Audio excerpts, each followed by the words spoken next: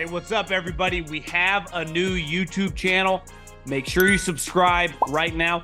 Leave a comment on the video. Share it with your friends. It's also a podcast, 3 and Out, wherever you listen with me, John Middlekauff, Apple, Spotify. We have you covered, as well as thevolume.com. We have merch. Check out. I got 3 and Out hats right now. Thevolume.com. Search the podcast. Buy some merch. Okay, one of the craziest 24-hour stretches in football history: Saban, Pete Carroll, and Belichick. And one thing I wanted to do today is kind of look forward with Belichick, because clearly he wants to keep coaching. Now, so does Pete Carroll. I think it's fair to say Belichick's going to have more options, and we'll dive into that, and I'll give some. I wanted to hit on a couple other things. Peacock is a major point of contention for a lot of people. Streaming service, playoff game only, or streaming service only for a playoff game, driving people nuts. I got to push back on that, because I think it's 100% the right move, and I totally understand it. And we're going to start something new on this Friday, and it's called Fugazi Friday. Someone in my DMs hit me. I'm like, I love that. So we will pick on things, mainly in the NFL, but also I got one that's outside of football, that are just a complete Fugazi. So we will hit on that, and we will head into the weekend where we got playoff football. I'll give a couple quick takes, but listen, I talked to Stuckey a couple days ago. We talked about every game. So we basically picked the games we like, who we liked in those games, but I'll hammer it home on this pod as well. So before we dive into talking football, what I need you to do: grab your smartphone, grab your iPad, go to your app store, download a little app that happens to be the official ticketing app of this podcast, Gametime. Use the promo code John when you buy your first pair of tickets. Football. Do you want to go to one of these playoff games? Do you want to go? Do you live somewhere and you have a college and they have a great college basketball team? Do you want to go to a concert? Do you want to go to a comedy show? Do you want to do anything? Well, I got you covered. Download the Gametime app, search around, look at all the different, because when you pick an event, you want to go to a Taylor Swift concert, it shows you the venue. And then you can pick by price point. And then when you pick by price point, it shows you exactly where you're sitting and the view. So it doesn't get any better. Just buy a pair of tickets. Use the promo code JOHN.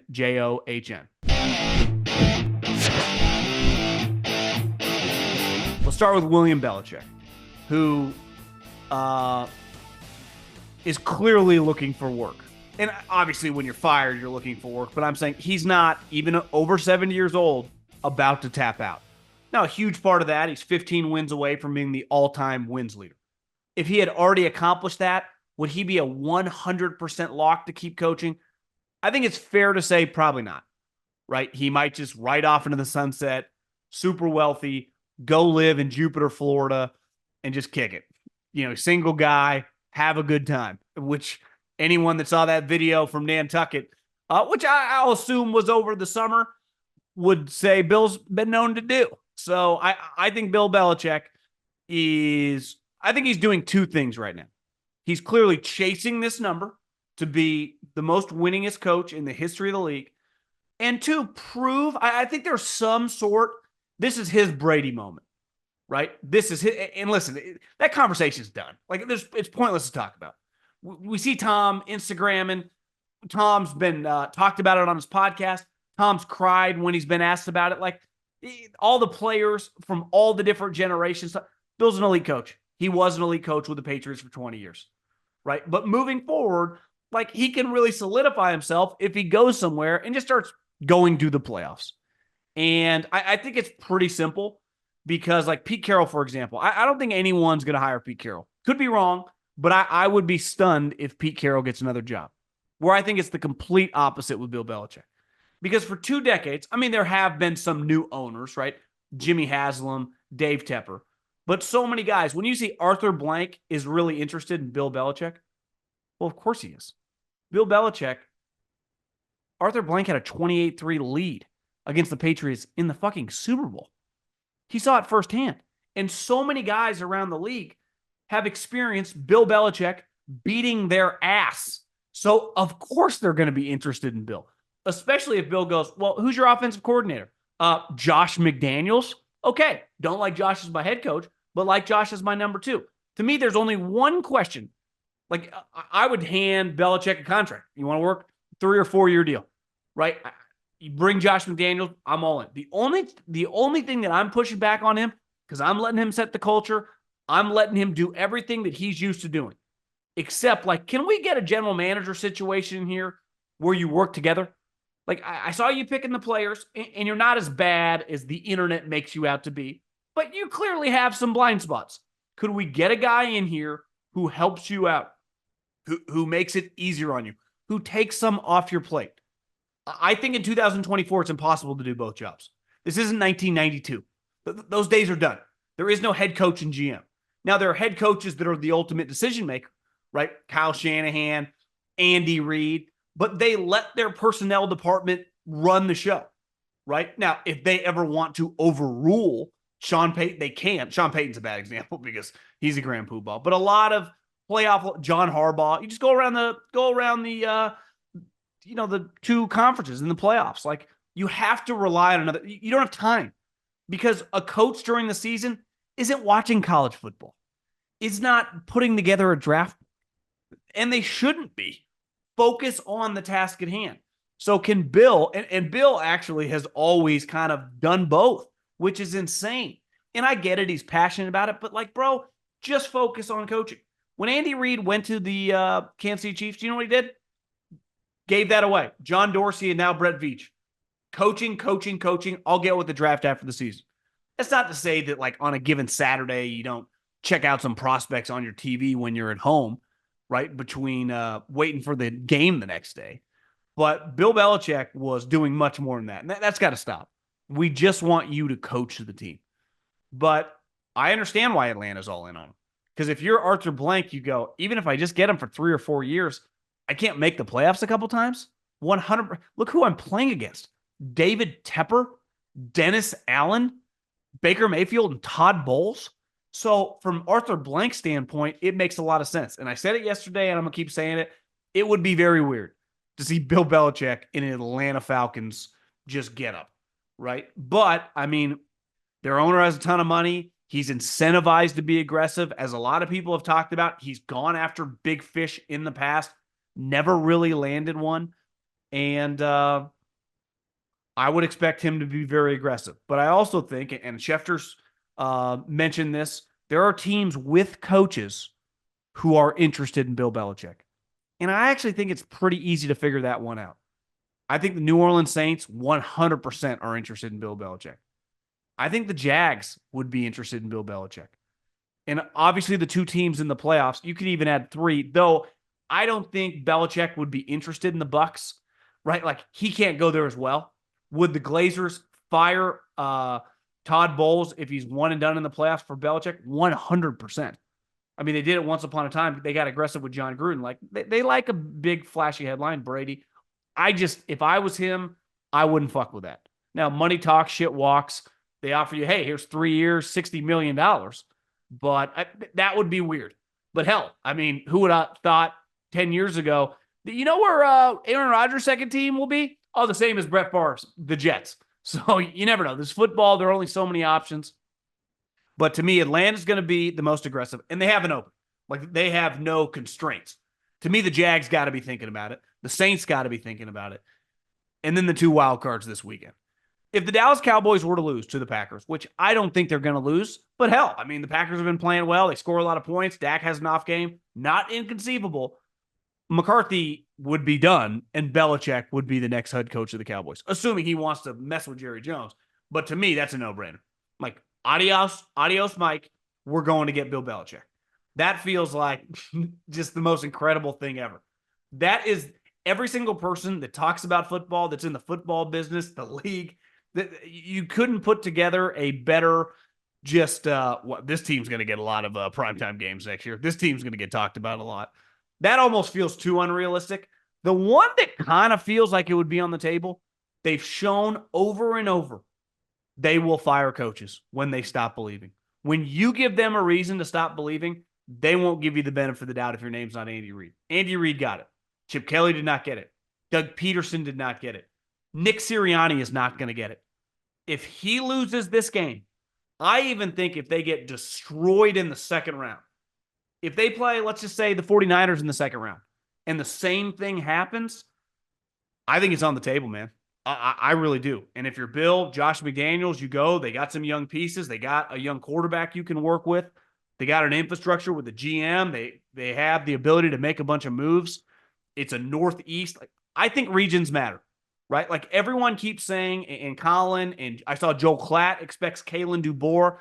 In college football, where you're from culturally matters. Why West Coast guys thrive on the West Coast. Northeast, Midwest guys thrive in that area. Southern guys, like there's a reason guys named Kirby and Jimbo and a gas station owner's kid from West Virginia at Alabama, right? So like I just think that it matters in college football. In the NFL, it doesn't, right? You could be from the South and you can coach Seattle. You can be from the North and you can coach the Rams. None of the regions matter. I do think the billet matters, right? He's a Northeast guy and really just an East Coast guy. Why Florida? Like he owns a place in Jupiter. So it makes sense to go down, the Eastern Seaboard. I have a hard time seeing him move out to California. I'd have a hard time, and I don't think Mark Davis would be interested in him because of the disaster of Josh McDaniels, though Bill Belichick and Josh McDaniels are not the same guy. I just don't think they would pass, but I have a hard time closing my eyes and envisioning Bill Belichick in Vegas. But the Eagles, like, kind of makes sense. Kind of fits his personality. I actually think it would be a seamless transition. And we'll get into Sirianni a little later, but that to me actually feels more realistic than the Cowboys. If you told me they both lost, what team is more likely to get Bill Belichick, the Eagles or the Cowboys? I'd say 100% the Philadelphia Eagles. One, I think they operate more quickly. And two, I think they'd be more aggressive. Jeffrey Lurie's originally from Boston area. Jerry Jones actually has shown a weird loyalty over the years. And ultimately bringing in Bill Belichick, unless he wants to right his wrong from Jimmy Johnson, he ain't getting the credit. If Bill were to come and win championship or just finally get them to the NFC championship game, assuming Mike McCarthy can't, Jerry would get less credit. Bill would get more. Now, I actually think the Cowboys are, to me, the Cowboys, I'm going to pick them. Like right now, if you said who's in the NFC championship, Niners, Cowboys. That's obviously the 1-2 seeds, but I feel pretty good about that one. The Eagles, everything's on the table. And I think Jeffrey Lurie and Howie Roseman would be very, very interested in William Belichick.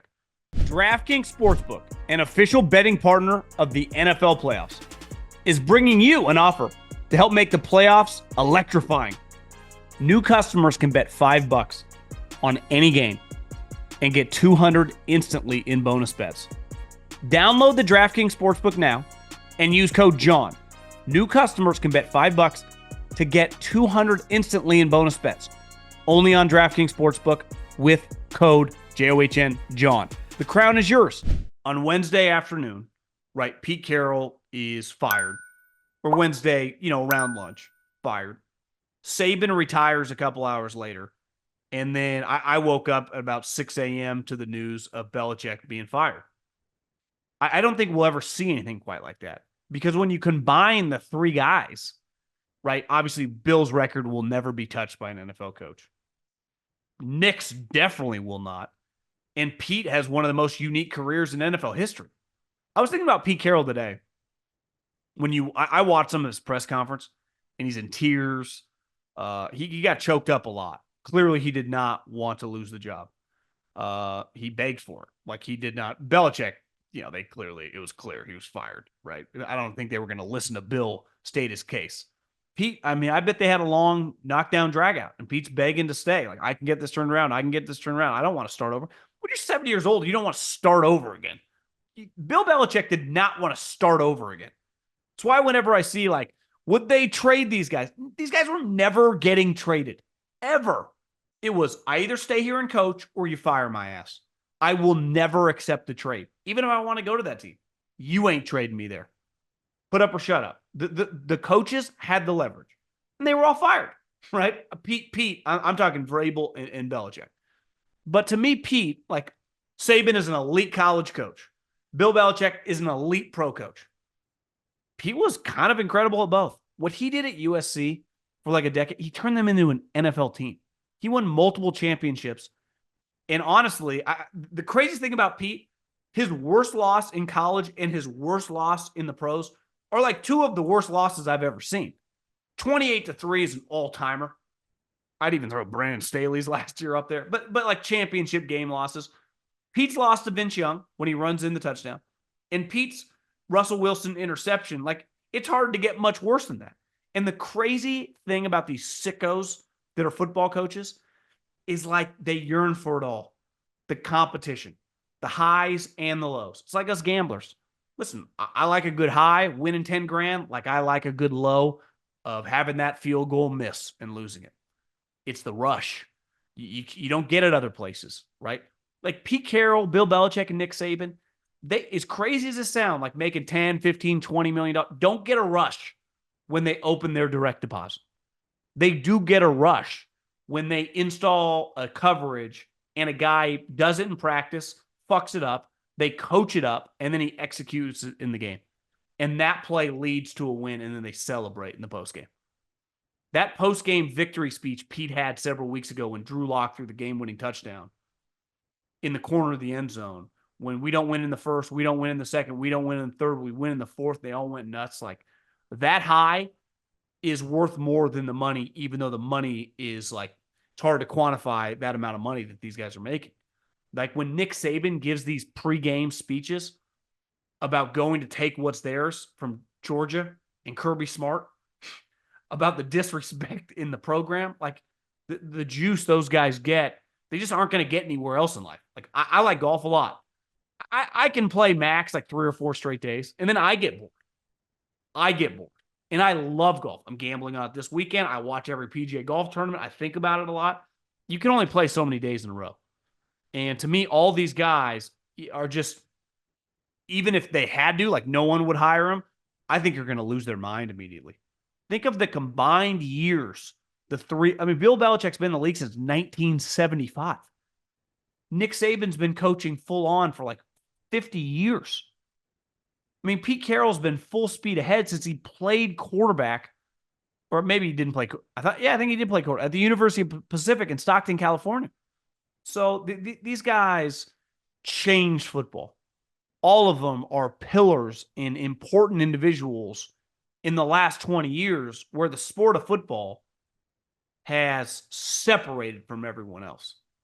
You know, when you think of the 20 years, you think a lot of the players, these are Saban and Belichick are clearly two of the first coaches you think of over that run. You could argue they're 1 and 2.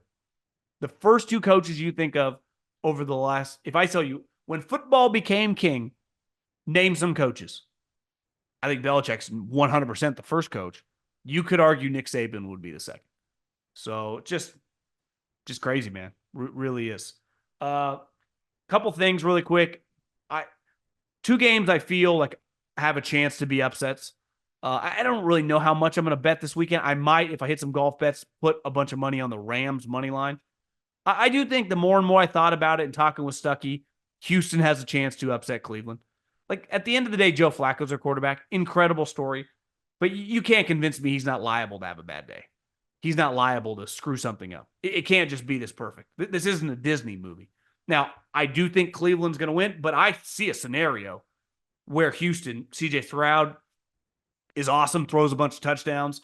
Flacco throws a couple picks. Maybe Stingley gets a pick 6. Will Anderson makes a couple plays. Cleveland just off. Like we've talked about, the defense isn't as good on the road. And Houston wins. Like it's on the table. The more and more I've let just kind of marinate in my brain. Like I don't see a scenario where Miami wins. I don't see a scenario without TJ Watt where Pittsburgh wins. I have a hard time seeing Dallas lose. The other game is, the Rams are humming, man. They really are. I was texting with someone on the Niners staff, and it was crazy. Like, we all thought the Rams were going to suck. Now it's like, I kind of hope, Detroit takes care of business, so, we get the Eagles or the Bucks. I'm like, yeah, me too, right? Same. And I was like, yeah, John Lynch think the same thing. No, I'm just kidding. But that's true. Like, the Rams are just, they'd be comfortable playing the Niners. I just think they're humming. They have the advantage at quarterback against Dan Campbell, McVay. I think I like the Rams. And I'm not a Detroit hater like a lot of people in the media, but that Laporta injury, that hurts. And Monday night, I got no clue. But I'm prepared for it to get really weird. I mean, really weird. The Eagles should win. The Bucks are not good. Are not good. But Baker looks like he's 60% out there. But you could be playing Mississippi State. You could be playing a high school team. I'd be like, yeah, I can see the Eagles laying an egg. You cannot trust my man Nick Sirianni. And Saturday night is going to be on Peacock. And I've seen a lot of people get mad about this. You guys understand that these networks are not going to be constituted the way they are in 10 years. The world we live in right now in terms of cable television, I was listening to a financial podcast the other day, and it was either someone giving an outlook on YouTube and the YouTube TV situation or someone with Google talking about it, and they believed that it would be bigger than all the cable providers, right? Like Comcast, Cox, like all those in 5 to 7 years. Like things accelerate at rapid speed. Like we've been in the technology age for a while now. But think about streaming, I would say 7, 8 years ago was in a different stratosphere than where it is now. And now I bet a lot of people listening or watching this immediately just like you need to watch TV and it's not going to be a game. Your first click is probably Amazon Prime or Netflix or Hulu, right? That your first clicks are not, and I would imagine a lot of people listening don't even have cable or definitely will not over the next 5, 6 years. I made the transition, and I'm someone who is dependent on watching these games. My family's livelihood is dependent on my service working, and I never think twice about its ability. So I think that this streaming stuff, we're probably 10 years away from a Super Bowl being streamed. The acceleration of people that are going to have all these streaming services where it's not even going to be debatable over the next 5, 10 years is probably unquantifiable. And anyone that tries to quantify it is probably lowballing it. I've seen it happen when I got into radio was in like 2013. It was right as newspapers were going the right way. And if you talk to people now, still kind of around that business, like, they're in trouble. No, they're dead. They just still kind of have a heartbeat, but they're laying on the ground and they bleed out a little more each day. But they died a long time ago, right? And I see it with radio, where I bet a lot of people listening have a car within the last 12 years that is Wi-Fi, or not Wi-Fi, but Bluetooth, has Bluetooth capabilities. So for the history of like once cars and radios, came together, whatever, 30s, 40s, up until probably around 2010, 11, there were moments when you could put in the tape cassette and plug it in. But I'm talking the capability to press your radio right around 2011, 2012, 2013. Moving forward, everyone uses their phone to function off the radio. Well, we're about to be, let's just pick an even number. 2012, the majority of cars had that capability. Well, we're in 2024. We're a couple years away from being 15 years of those capabilities. So radio hasn't been dying for a while. You could argue, like newspapers, it's dead. Now, it's different because a lot of people still stream, depending on the region of the country, you can still stream it, just like you can get a newspaper online. But I feel pretty confident about this. People under 50, people my age, definitely under 40, the average person that messes with a newspaper is minuscule. But if I went to 1992, the average person my age, 39 years old, if you're listening to this and you're 32 years old or 44 years old, the average person your age in 1992 or 1984 that read a newspaper or had a newspaper delivered to their house or their apartment or grabbed one was extremely high. Things change at rapid speed in the world we live in now because of technology. These NFL owners are eventually going to die, a lot of them, and their children are going to take over. So Jerry Jones, Robert Kraft, these people have been very loyal to Fox and NBC and CBS, but still want their product on the main networks because the main networks, the most people have access to it. but also like it's easy, whatever. The younger generation is not going to think like that, and they won't have to think like that. So when NBC, when they give you billions of dollars and they're the number one television show in America, Sunday Night Football, and they go, listen, our network is a disaster. We are cutting people. I just saw NBC News cutting people left and right. They are losing money, but they are bleeding out a little every day. Legacy media is so fucked when it comes to like, CBS News and, local Fox stations. We've seen local, the Bally's, all the local networks that had baseball and basketball. Like they're screwed. We're consuming things completely different, and it's happened at rapid speed. So when they go, listen, we're going to need Peacock if we want to maintain this relationship to become a thing. So we're going to need one of your playoff games. It's a no-brainer, right? And the NFL dipped their toe in it with Amazon Prime. So yeah, is it uncomfortable for some people? Of course it is. Are people going to be mad? 100%. This is something they don't have a choice to do in business. NBC is obligated to do this if they want to survive big picture. They do not have a choice, right? So, I mean, a lot of people in the radio industry pushed against streaming, pushed against broadcasting on YouTube. Eventually, they started in 2023. News for you, too late. So, like Peacock, it's not too late, but it would be in 3 or 4 years. So they need to get this figured out. And I completely not only support it, I mean, not that they need my support, but like understand it and like want this has to happen. Like I want to have easy access to the games. I have Peacock because my girlfriend does, but I would imagine many people listening that don't have Peacock will get it this weekend. And if they don't, well, then don't. Don't watch the playoff game. But in 3 or 4 years, like a lot more of this is going to happen. This is not just a one-off situation. This is going to exponentially grow in the future.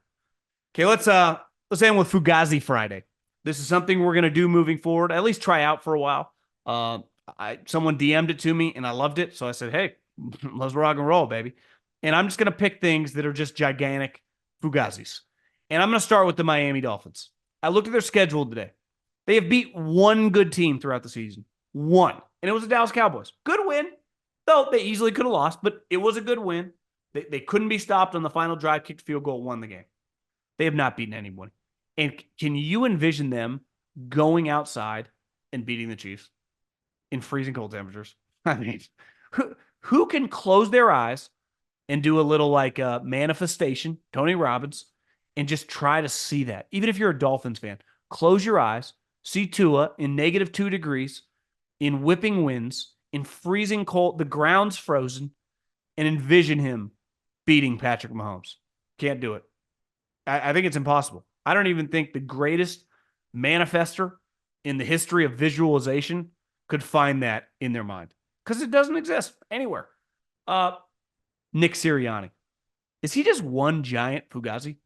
Because Nick Sirianni, if you think about it, when he first got the job, now it was a transitional period. It was a disaster. Like it felt like, is he going to be one and done? And then he gave the play calling to Shane Steichen. And for a year and a half, they looked like a completely different team. And then this year, they were winning games, but we were all watching the Eagles going, this is kind of crazy. And obviously their point differential represented it. And then the final, 6 games of the season when they went 1-5, felt like it represented closer to the Eagles we had been watching early. Like something's been off. And then the dam broke in the Giants game. I mean, they weren't as bad in the Giants game as they were in some of their wins, but it just started, the avalanche started rolling down the mountain. And now it feels like, I don't care if you are the biggest Eagle fan alive, you would have to acknowledge, like, you're very nervous for Monday Night Football because you have to be thinking the worst. You do. And he's the guy leading the group. And it feels like he's not bringing anything to the table. And honestly, even if they win the game, which they're favored to win on the road in the playoffs, do you like their chances in the second round against 49ers? Assuming that the Rams don't win. I guess they could play the Cowboys. But even the Niners and the Cowboys, like they're a heavy underdog unless they win this game on Monday by 50-plus points. I think he's coaching for his job on Monday night. I really do. The Golden State Warriors, the dynasty's over. They just lost last night to the Pelicans by 36. They have been blown out back-to-back games. The Eagles' effort, against the Giants, the Warriors are rolling that out right now. Like, they've kind of quit. And I don't throw that around lightly, but when you're a championship level team, when you've been a really good, like when you just watch shitty teams, sometimes like that, they just suck. They're actually trying. They're just awful. Like you watch the Eagles down the stretch. You watch that Giants game, you're like, they're not trying. Like they're not trying. Like they're not trying. I've watched Steph Curry, Klay Thompson long enough. Like they've kind of mailed it in, kind of checked out. And a lot of people probably take a lot of joy, but the dynasty is officially over. And then I think one of the great Fugazis, which I bought into now multiple times, is weed stocks. Doing this remodel, I'm pretty anti, besides like leave a little cash for a rainy day. I don't like leaving money in a savings account. Like I'm either using it to live or I'm investing it into the stock market. Like I can't stand whether it's 10 grand, 100 grand, whatever, just looking at it in the savings account. But when I did this remodel, I sold this condo and I had a lot of cash. I'd never really done one of these things. So I didn't want to risk, investing some stuff, things go wrong, and I got to pay this guy constantly a lot of money. Well, I got to the point at the end after I'd made 98% of the payments, I owed him somewhere between 50 to 20 grand, but I wasn't going to have to pay it for like a month, right? Because they were still doing some stuff in early December and I owe it to him right around now. So like, you know what? I've been following Tilray. It's this weed company that's actually based out of Canada. I'm like, what? It's kind of been going up. I'm just going to let it ride. So I put 20 grand into it, thinking, you know what? Maybe I'll just put it into make quick 15, 20 grand, double it and get out and pay them and like have other money to play with. And it sunk dramatically. And it was going the wrong way quickly. And it got to the point where I got the bill and it wasn't as high as I thought it would be. It was like a little over 15 grand. And that thing was headed closer to 10. And I have followed the weed business because I thought it was going to be a huge cash cow in the world, really, and especially in America. And it just hasn't been. It has not, like gambling, for example. And I know I'm in business with them, but it's clear like they have had an impact, right? And gambling has always been, it's hard to, compare it to the marijuana business, but it's just easier to function. Their audience is broader. And, they have just less hurdles, right? And clearly, sports gambling so far has really, really worked. But the weed stocks right now, I'm out. I am officially out. I took another L. I have lost so much money in this stock multiple times. I only have myself to blame. But I think the weed stocks so far have been one of the biggest fugazis in the stock market. And honestly, I don't even think it's that close.